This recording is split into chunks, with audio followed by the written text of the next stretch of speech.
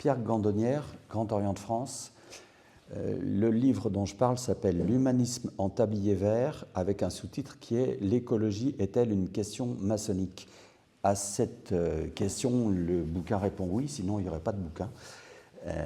Et l'objectif de ce livre, c'est de repartir de ce qu'on appelle l'humanisme, qui en fait est né autour du XVIe siècle, ça fait partie de la Renaissance, et c'est un mouvement intellectuel d'émancipation du pouvoir de l'Église sur les connaissances, sur la gestion de la cité, sur ce que c'est que l'homme. Et l'humanisme cherche à reprendre le contrôle de cette pensée-là en développant sa propre conception de l'homme, autour notamment de Montesquieu, autour de Montaigne, pardon. C'est aussi une réflexion sur la gouvernance de la cité. Le troisième pilier, c'est essayer de rassembler toutes les connaissances de l'époque, et ces connaissances-là, il s'agit de les faire valider par les pairs, c'est-à-dire par des scientifiques, et non pas sous l'autorité de l'Église, donc du dogme.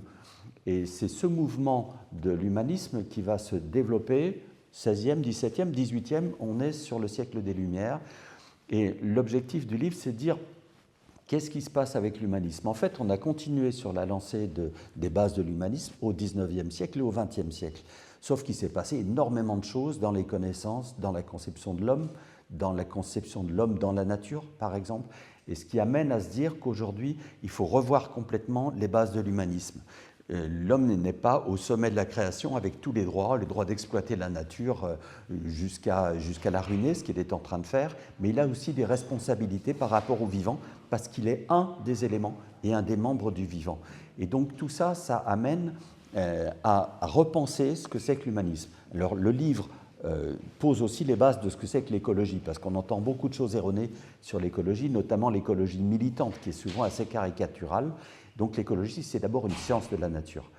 Et en tant que science de la nature, elle étudie les êtres vivants dans leur milieu naturel, elle étudie les échanges qu'il y a entre eux, et donc les interdépendances entre chaque espèce vivante et tout le reste du vivant. Et parmi ces espèces vivantes, bien sûr, il y a l'humain.